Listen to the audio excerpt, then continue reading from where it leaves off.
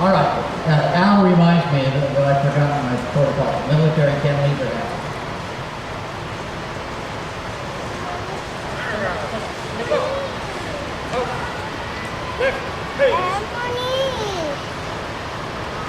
Sir, the colors are presented. We're ready for the Pledge of Allegiance. Ladies and gentlemen, join in with us for the pledge. Present arms. I pledge allegiance to the flag of the United States of America and to the republic for which it stands, one nation, under God, indivisible, with liberty and justice for all. Order.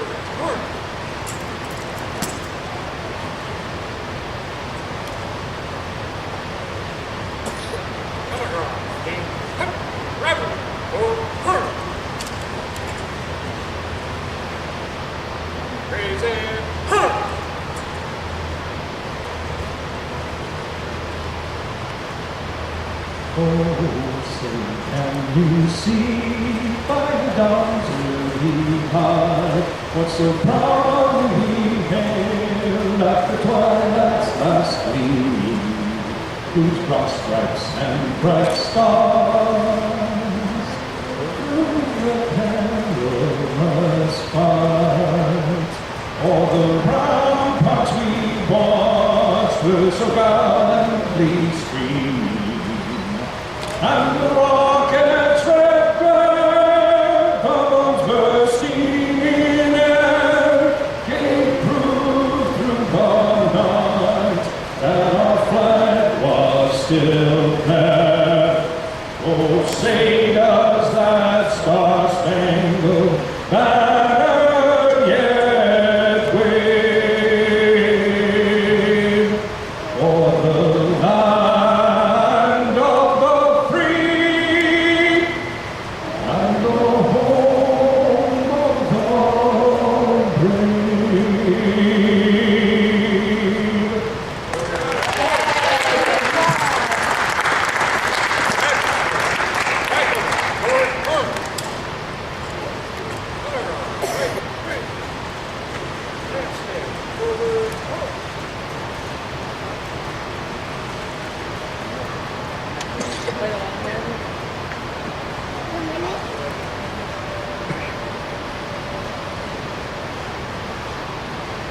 You may take your seats.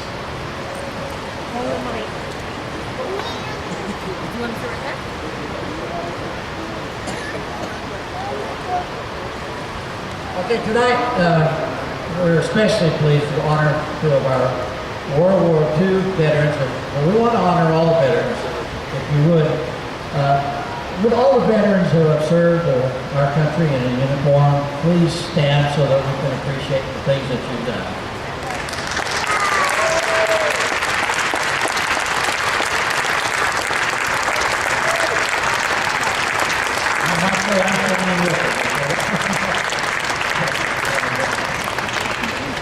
Thank you for your service. I have a few comments about these honored veterans. I'll give some, and Al Littman will present some others. First, I want to just read a few things about Ed Gutierrez, who I think is one of the great men of our community, if not the entire country. Love Ed. I love that saxophone. You saw his picture probably in the paper. He was ringing the bell and playing saxophone. So any of you that have extra time, you know what's really sad? Go down and find one person manning 2 buckets there because we don't have enough volunteers to man buckets. Just call the Salvation Army and volunteer for an hour or 2 hours a week. That's not much to ask. And when you pass that bucket, drop a quarter in, $1 in, $20, whatever you can spare. If you're like me, I take the change home and put it in a jar and it sits there for years. Put it in the bucket. All right. Ed Gutierrez, first of all, he's 91 years old.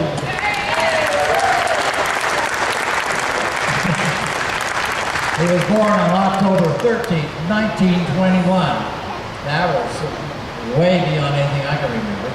In Santa Rita, New Mexico. He learned to play the saxophone in high school and met and married his high school sweetheart, Josephine Buchanan, on July 28, 1940. He moved to Mesquite, Nevada in July 2007. He lives with his daughter, Diane Moore, and has a son, Edward, who lives in Bellflower, California. He has 5 grandsons, 1 is deceased.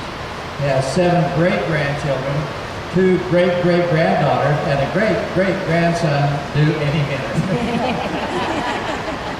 After Eddie and Joseph were married, Eddie was working at a gas station when Pearl Harbor was attacked.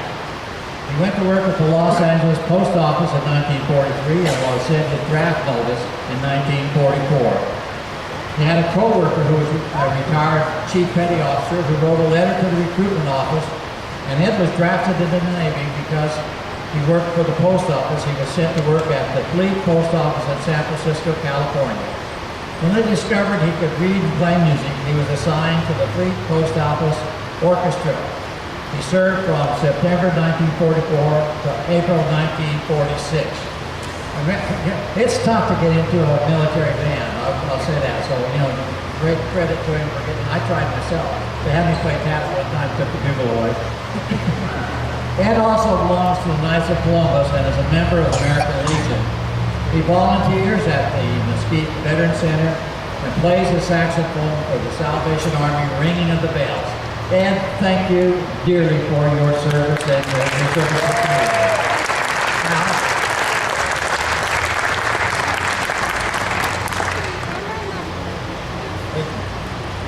I have the honor of introducing Yeah, here. Is it on? Better? Yes. I have the honor of introducing Albert Olivas. He joined the Army Air Force, the Air Corps as we call it, in 1942, not because he was there to be a pilot, and not because he was there necessarily to fight, because he was a good cook. And being in the Army myself, I know very well that you have to have good cooks, because that's how we operate. And what I'm reading about Albert is, not only was he a cook, he was a first-class cook. He could do it all. He had the opportunities to be General Eisenhower, cook for a number of dignities, like to cook Mexican food. I wish I'd had some of that in the service, but we couldn't get any of that. He served several of the U.S. old entertainers, including Bob Hope and his crew, and Joe Louis and Billy Pond. Well, that's my childhood. And got pictures of autographs of Glenn Miller the day before he went missing. Really something. In his time, when he left the service, he received the Service Medal for the American Campaign in World War II, the Good Conduct, the European Theater, and the European, African, Middle Eastern Campaign. And I've been told that Mr. Alvarez is our oldest veteran in Mesquite. How old are you, Mr. Alvarez? 97. 97. Fantastic. Give him a hand. Thank you.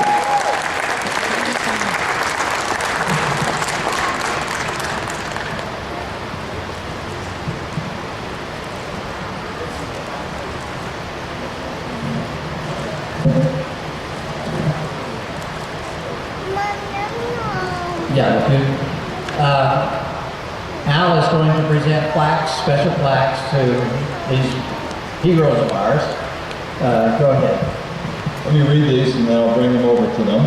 The first one honors Albert Alvarez as an outstanding, as an outstanding veteran and citizen of Mesquite at the 17th Annual Festival of Trees, November 30th, 2012. And our second one, thank you. To Eddie Gutierrez, again, an outstanding veteran, volunteer, and citizen of Mesquite at the 17th Annual Festival of Trees. Give him a hand.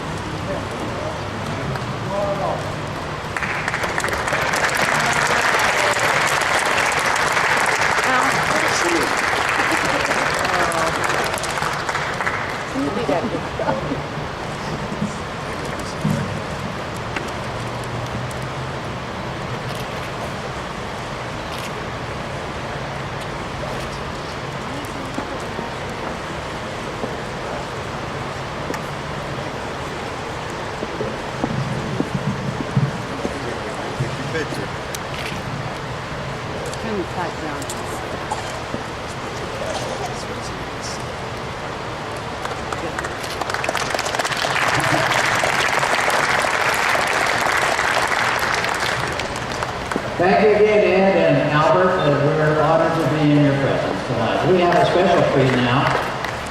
Ed Gutierrez is going to play the military hymns on a saxophone, and as he does that, those who are associated with each of the hymns stand up. If you're already standing away for something, but stand up. We're going to play each of the hymns separately, and we'll honor you as you stand in each place. All right, Ed Gutierrez.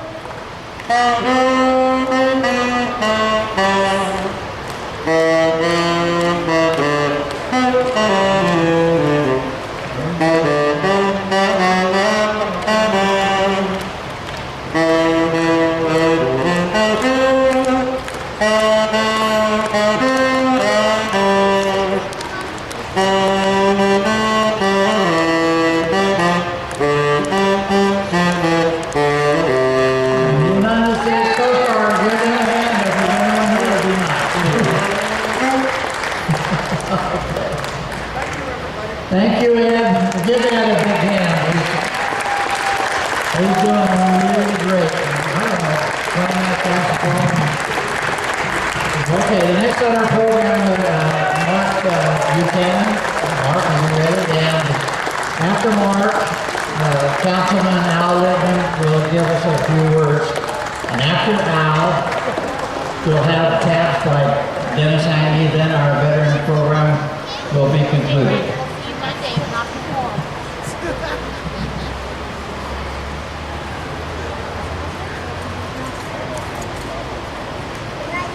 You know, I was only supposed to do one song tonight, but I showed up and somebody got stuck in the mountains somewhere, so I had to sing the national anthem. But this is what I was prepared to do.